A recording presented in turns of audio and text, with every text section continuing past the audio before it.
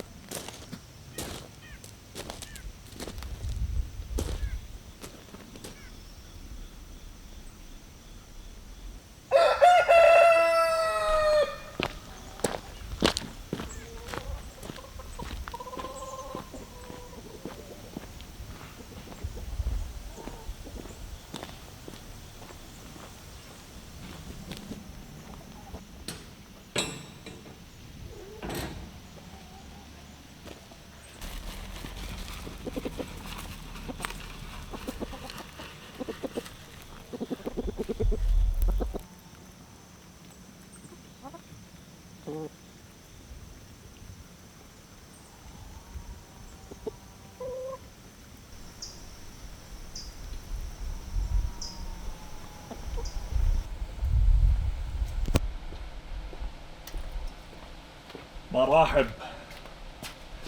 اليوم بادين اسبوعنا متأخر شوي لانه امبارح بلشنا شغل الصبح. بلشت اشتغل بالجويست اللي خبرتكم انها فاتلة، اللي كانت مش راكبة مزبوط، وما قدرتش اكمل السقف او الارضية تبعت السقف بسبب هاي الجويست. فبلشنا نفك فيها وفكيت العلاقة تبعتها وركبتها بالموقع السليم تبعها، ومن ثم تذكرت انه لازم اروح على البنك. صار لي اسبوعين ثلاثة عم باجل هالمشوار والبنك بعيد. هاي من المساوئ تبعت السكنة بالريف. في حوالينا بنوك بس بنوك صغيرة كلياتها، البنك اللي انا فاتح حسابي فيه بعيد. ضربنا مشوار ساعة بس وصلنا هناك، واللي هم بيحكوا لي في ورقة معينة لازم تكون جايبها معاك ما بزبط صورة عنها.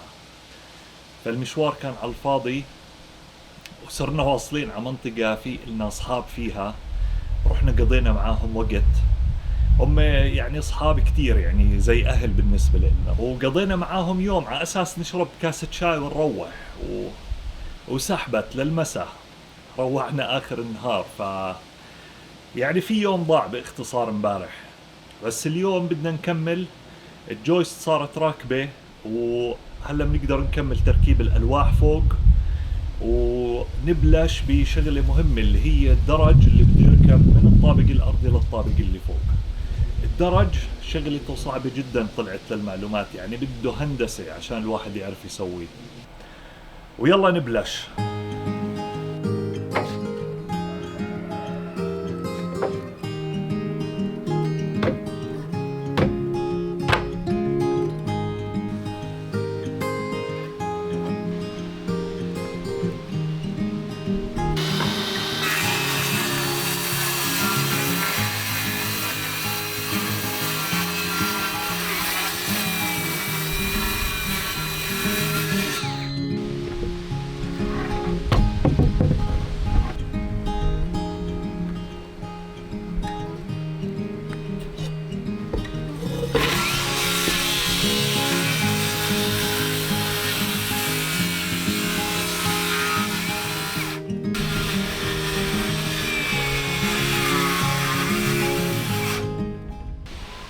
لازم من تحت تقصها أفضل لك؟ ملناش غير السوزو. سوزو، أوكي.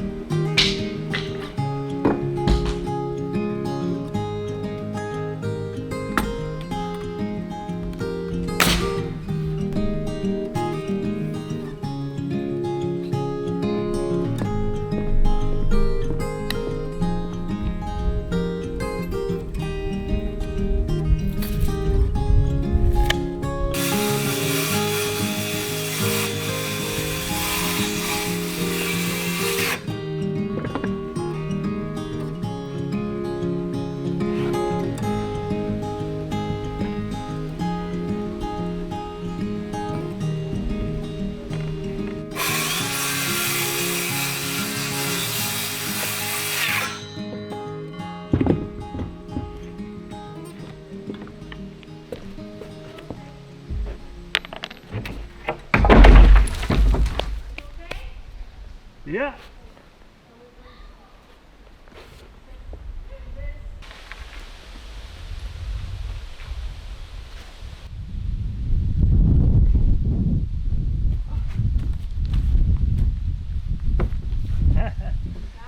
كثير بعيد. You will get it. Are you? ابعدي ابعدي.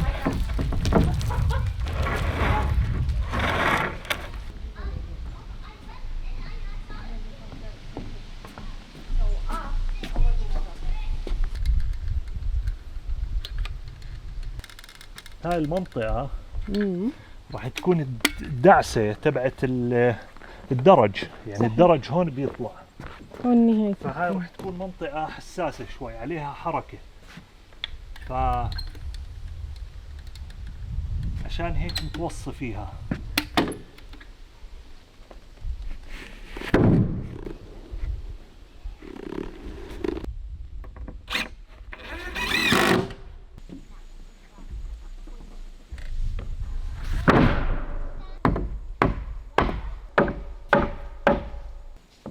فتح أكيد.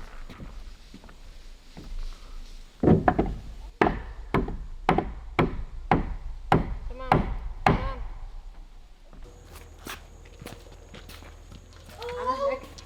يلا.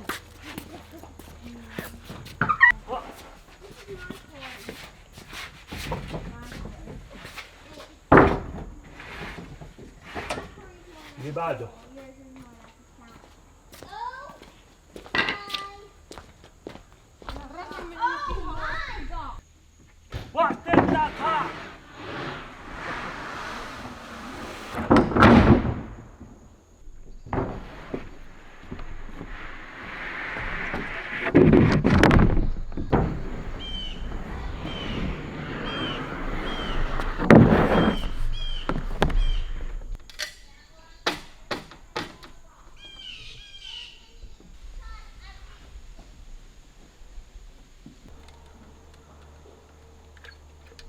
كم من علبة ضايل؟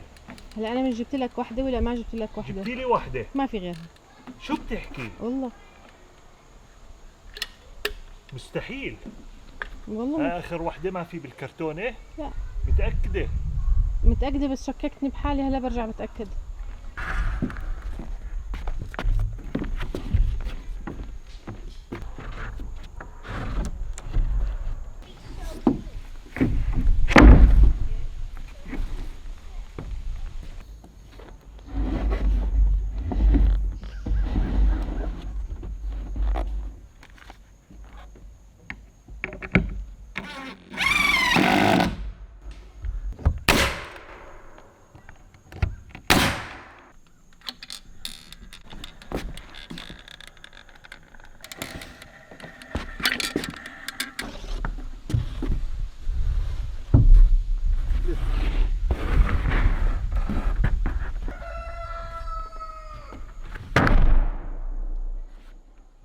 هلا والله.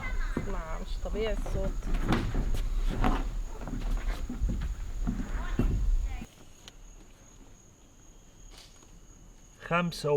خمسة وعشرين وفايف ايت. هلا إذا بعمل زيك بنزل تحت. تعملي زيك. يلا. بدك تسحبيها شوي. ايوه. اترك. ماشي يلا. انت المهم تعملي زيي، كانت هاي هي الفكرة بس. انا بشوفك تسوي زي هيك.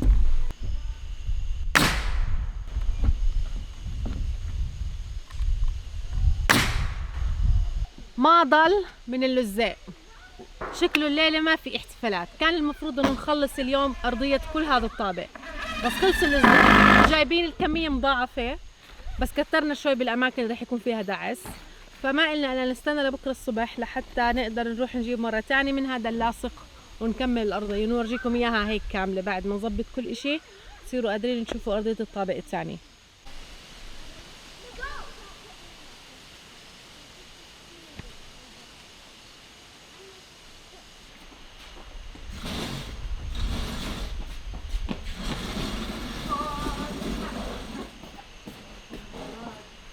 بدنا نفوتها هون على الغرفة.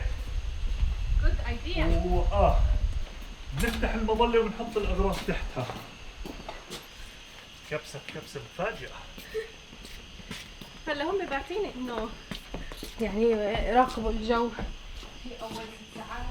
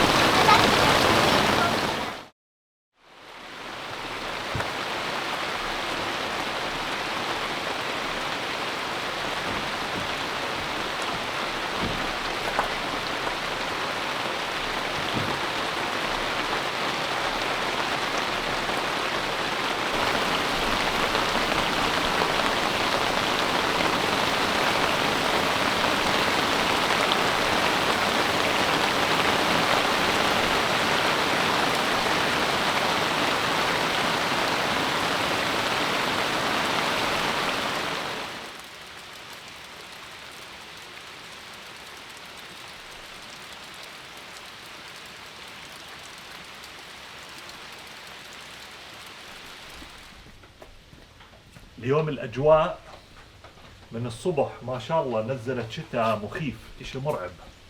ما وقفت، هلا بس وقفت 5 دقائق. فصعب الشغل راح يكون فوق، مع انه ضايل لنا كم من قطعة عشان نشطب الأرضية. هون اوسع، هناك ما رح نعرف نتحرك حوالين بصير. الخشبة. بصير.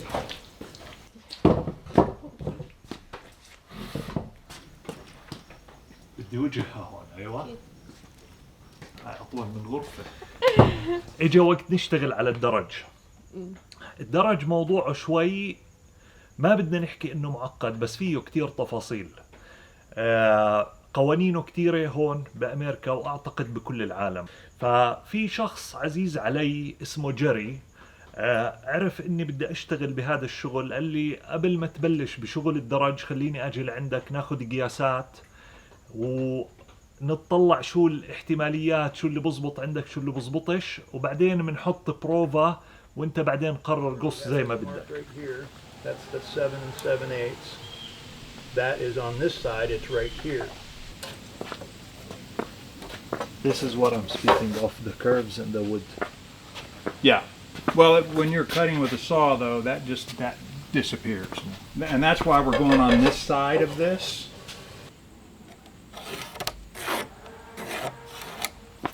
So 1, 2, 3, 4, 5, 6, 7, 8. These steps will not be sitting on top of the landing. They're will gonna be sitting on top of the step on the landing. Yes. So I should build the landing plus a step and then the stairs. Yeah. Okay. And you can even do all of that before you even do that. Cut that off up there because you So, may want to yeah. adjust that. اجا لعندي، اشتغلنا كتير، اخذنا كتير قياسات، جربنا نشيل ونحط لحد ما وصلنا لأفضل معادلة. طبعا بدي احكي له شكرا كتير. جري ترك المقاولات من اكثر من 20 سنة، وعنده الآن واحد من أهم الويب سايتات، المواقع الإلكترونية لبيع الجيتارات الشمالية اللي بيعزفوا بإيدهم الشمال. هذا خصوصي لهم. ليش؟ لأنه في قصة حلوة وراه. وهو بيشتغل بالمقاولات انقطع إصبعه، صار معاه حادث وانقطع إصبعه. بده يعزف جيتار، كان اوريدي هو بيعزف جيتار، فبلش يدور ويلطش، ما عرف يندل على يعني موارد للجيتارات للناس الشمالية. فقرر انه يتواصل مع مصانع وهو يصير يبيع جيتارات للناس اللي بيعزفوا بايدهم الشمال. وهلا الموقع اللي عنده واحد من اهم المواقع بالعالم للجيتارات الشمالية للمعلومات. ما بعرف اذا في عزيفة جيتار بتابعونا، بس رح احط لكم الويب سايت تبعه عشان اذا في حدا مهتم. وبيشتغل على التليفون، بوصل لكل دول العالم وعلى التليفون، ما عنده فوتوا اشتري اونلاين. بده الواحد جيتار بده يتصل معاه تليفون، مرحبا انا بدي الجيتار الفلاني، بيحكي عن مواصفاته، يعني بدردش مع الشخص. فعنده علاقات بكل العالم من وراء هذا الموضوع. طلعوا على الويب سايت تبعه، وبنحكي له مرة تانية ثانك يو جيري. شكرا لأنه ساعدنا في موضوع الدرج. قد ما هو الموضوع ممكن يكون سهل، لكن هو فيه عقد كتير ولازم يكون دائما مشغول صح، وخصوصا عنا لأنه المساحة قليلة اللي رح نرفع فيها الدرج. صح. فالدرج اللي شفتوه آخر فيديو اللي طلعنا عليه شكله رح يطلع الدرج تبعنا شبه.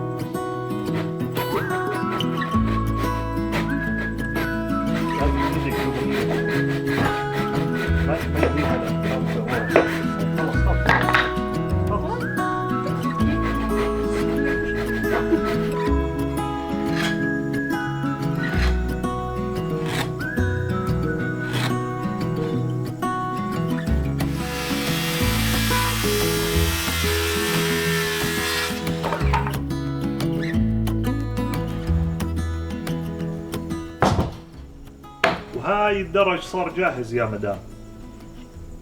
عقبال ما نطلع عليه.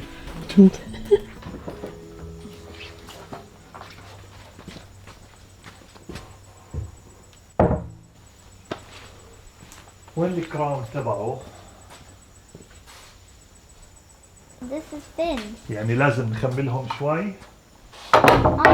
How could we even walk? هدول بنحطوا تنتين جنب بعض وبعدين بنحط عليهم الستبس محل ما راح تدعس. انت ما راح تدعس هون. انت بتفكرهم هيك بدنا ندعس هون ونطلع؟ If that happened, when we go down to the step, we would fall off. طبعا. يلا روح كمل دروسك. Okay.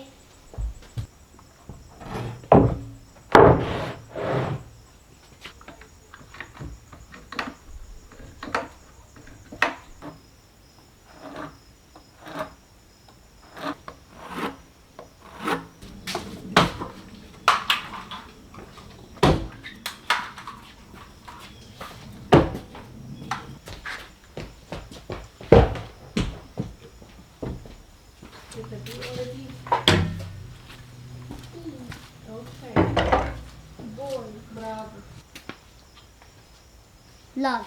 برافو. يلا كمل.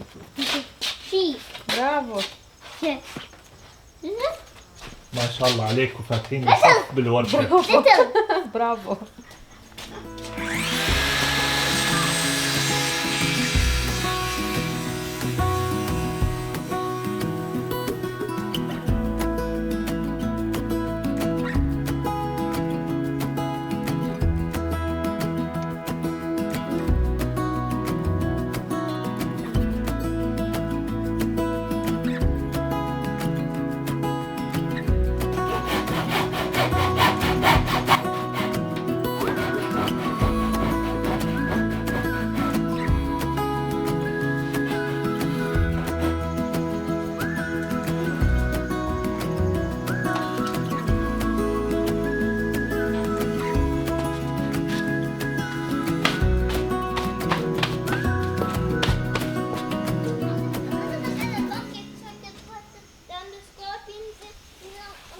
بما انه الجو ضل هادي عم بفكر اطلع على المينونايتس اجيب جلو، بلكي خلصنا هاي الكم اللوح اللي بالسقف ونرجع بنكمل على الادراج، لانه الادراج اذا بلشت فيهم بلشتهم طويله.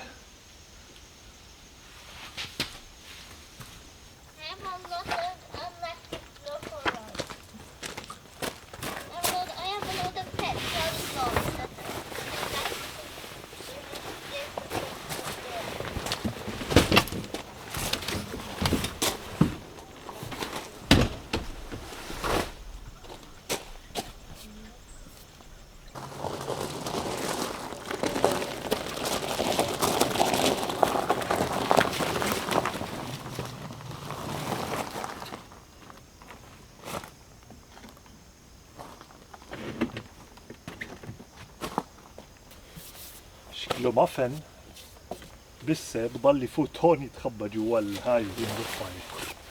هذيك اليوم ركبت لها الكرسي الخلفي وصلني، بعثوا لنا اياه الشركه هديه، وركبته وطلعنا لفه انبسطنا. قلنا هذا الاسبوع بنرجع بنطلع، بس الاجواء مش كثير جيده. برجع بحط لكم اللينك تبع إيهورا، اللي ما شاف الإعلان بحب يتفرج عليه. بحكي لهم ثانك يو على الباك سيت.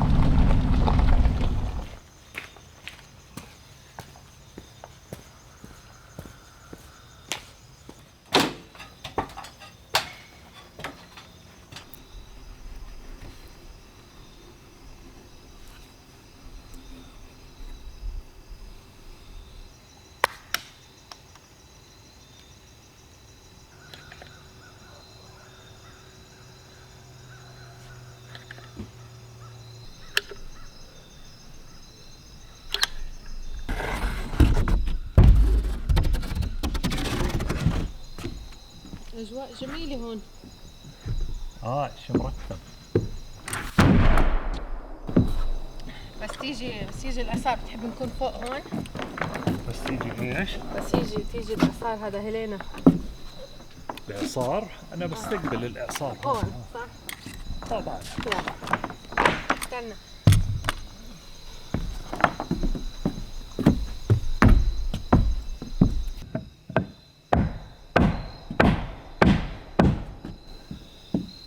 ادعسي على الزاوية بالضبط. اوكي. شو؟ ما عم بيتحرك؟ لا نو ما مش معقول. ارجع ارفع. هذاك طلع كله طلع. ما هو ادعسي عليه. نجرب بالنص بس ببوز، اسمعي هيك. ببوز اجرك. ما هو لا، لازم نلقطه من اليمين اول. طيب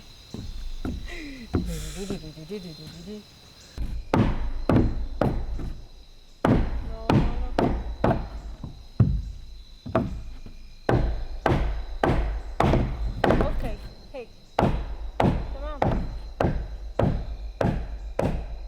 بس هيك طالع كثير عن مش مشكلة، بنرجع بندفشه.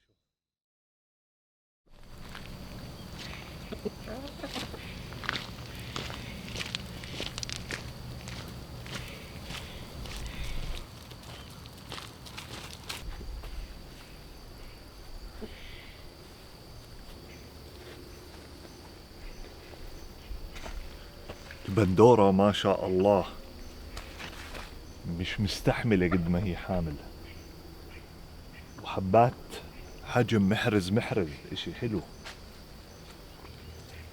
وحبتها بتيجي شوي على خضار، طعمها بشهي. شوف هاي كمان ما شاء الله، حبة يعني قد ايدي. قربت تستوي هاي.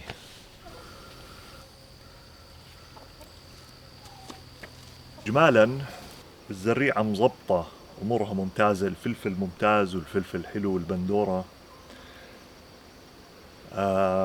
والورقيات امورها جيدة برضو. بس الاشياء اللي زرعتها للخريف، جبت براسل سبراوت، ما بعرف اذا فيه له اسم بالعربي، زرعت سبانخ، زرعت ملفوف، كله قضوا عليه الدجاج. ما عرفت اسيطر عليهم، بضلوا يطلعوا على الريزد بيد ينقروهم.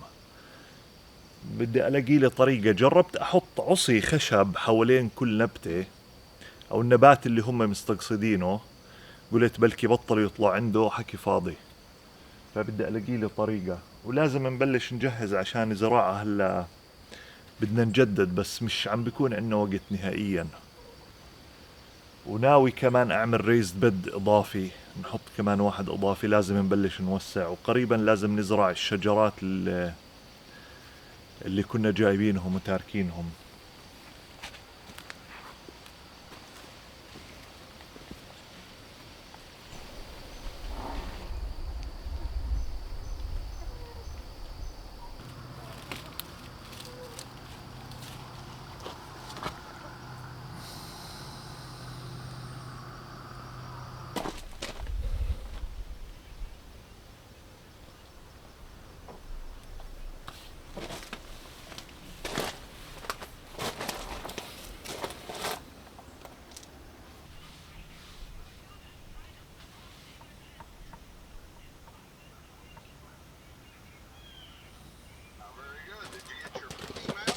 Yeah, that's why I'm calling you.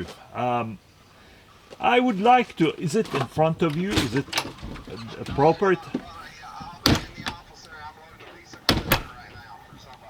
So, all right, I'll be waiting. Bye bye.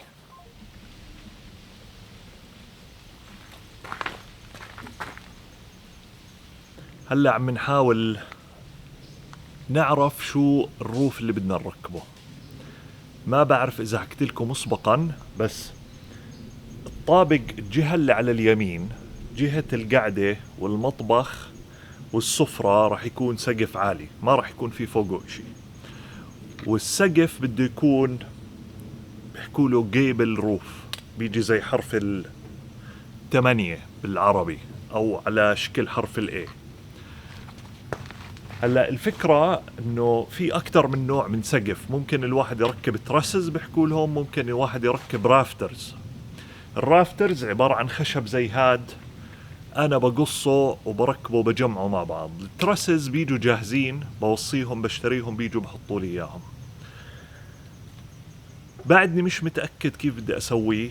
والشغلة الكتير مهمة وحساسة انه الجهة هاي اليمين اللي راح يكون سقفها عالي تركيبها شوي راح يكون صعب. في عندي فكرة انه اعمل السقف بالجهة هاي اوطى من الجهة الخلفية. الجهة اللي فيها غرفة النوم تكون سقفها عالي، والجهة الثانية الامامية سقفها واطي، وبصير في عندنا مساحة من قدام ممكن نحط فيها شباك بنكسب اضاءة وشمس. الموضوع بده تفكير منيح، لانه تحديدا انه احنا بدنا نشتغله لحالنا. السقف هو اصعب جزء من بناء البيت، الباقي كلياته حكي فاضي. اذا في حدا عنده خبرة بهذا المجال احكوا لنا شو بتنصحوا، اذا في عندكم خيار غير اللي انا بحكي فيه، وإشي يكون سهل انه احنا نقدر نسويه لحالنا.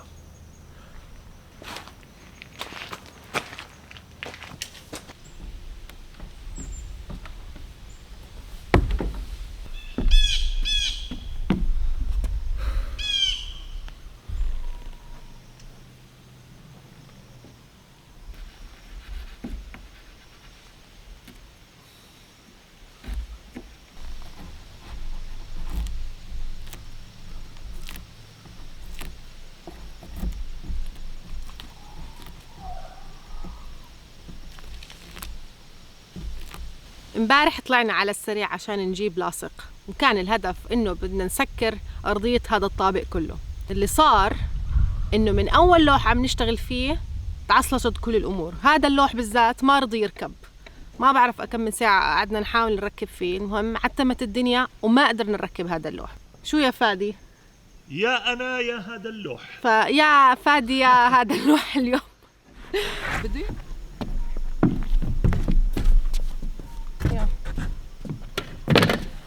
اتركي. بخاف لما تحكي لي اتركي هلا اكثر من انه جاهزه.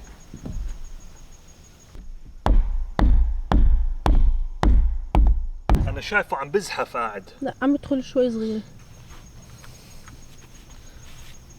بدي شاكوش. تمام. فادي شو هدول الاشارات؟ محل ما لازم يكون في ضغط.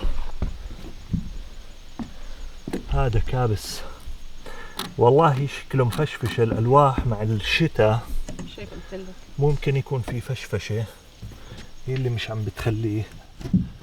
بس برضه بنفس الوقت في مناطق بتيجي عاليه ومناطق واطيه. بنفس اللوح، حفة اللوح من الارضيه، ما هي الارضيه جوستس هدول. يعني انا لساتني مقتنع انه افضل طريقه نكون رافعين اللوح ندخله بعدين ننزله.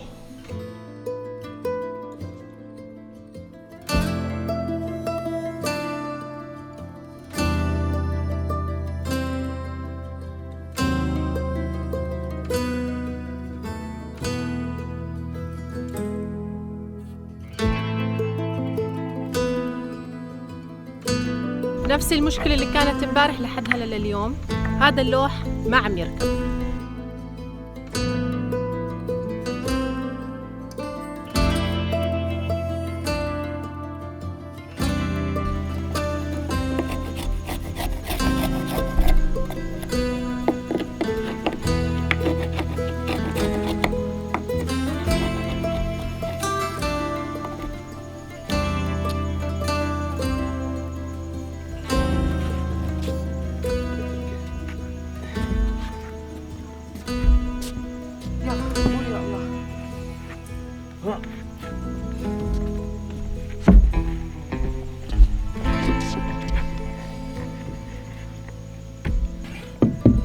كله نفس الاشي. كله الفايت كله نفس الاشي.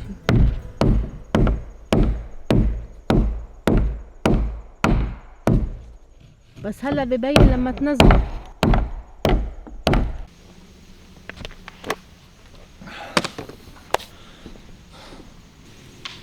قص لسانه واخلص.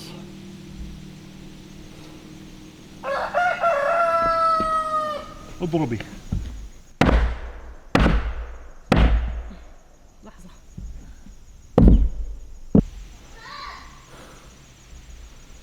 يومين صار يومين عم نحاول فيه. حطيت الزاوية هديك وضربتها مسمار برغي، لأنه كل ما نضرب من هاي الجهة الجهة الثانية بتفتح.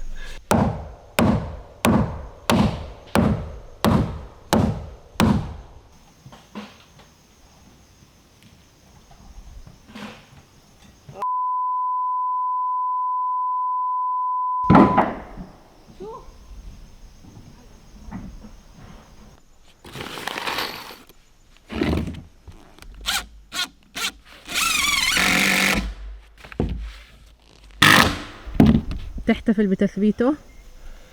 ينع بديش اطرطق له هلا، يومين راحوا ومش راضي عن الوضع تبعه، بس بدي اخلص. مش معقول من يومين نقعد على لوح.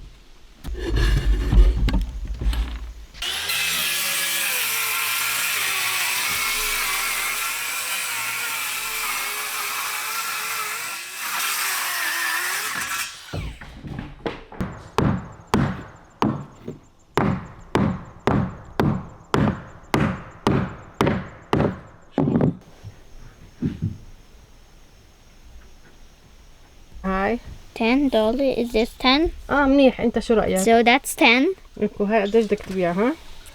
11. اوكي منيح. شو هذا الاندونومس ريكس؟ لا هذا Tyrannosaurus. الهايزينوسورس. اوكي Not Indominus Rex. The Indoraptor 40. هذا $40. Ah, اوكي قديش بدك تبيعه هذا؟ 20. اوكي سعره منيح. يلا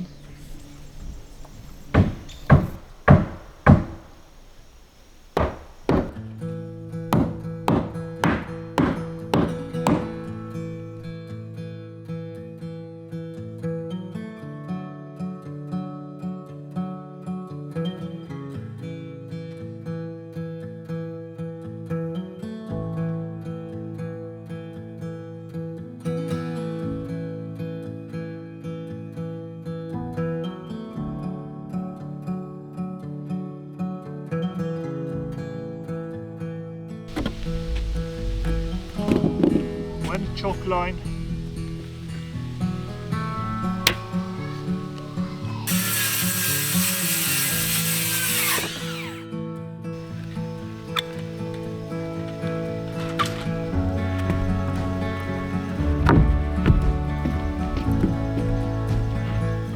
هاي هي نهاية الأرضية تبع الطابق الثاني.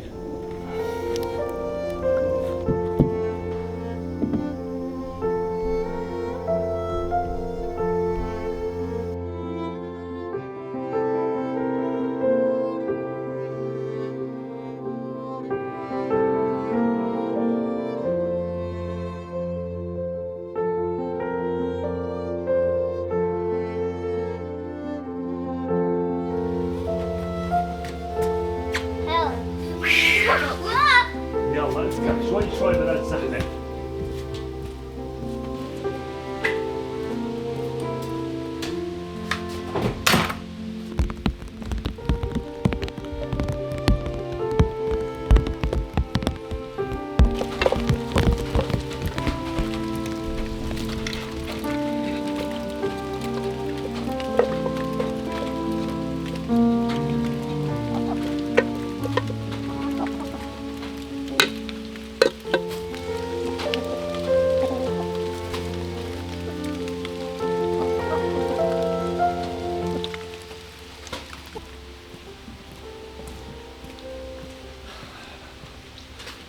ما بدي أخوفكم، بس في هيروكين كاتيجوري 3 جاي من فلوريدا، طالع من فلوريدا وراح ينزل بآخر فلوريدا وبعدين دغري جاي على تينيسي، على كل تينيسي.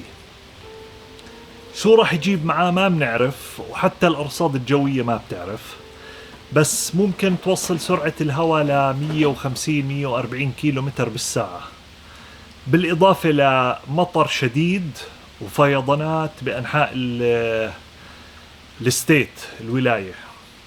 بس ما في بإيدنا إشي نعمله، مدعمين قد ما بنقدر ولعله خير. هينا بنشوف، هيها بلشت تمطر، بدنا ناخد بريك سريع ونرجع نكمل شغل بالدرج.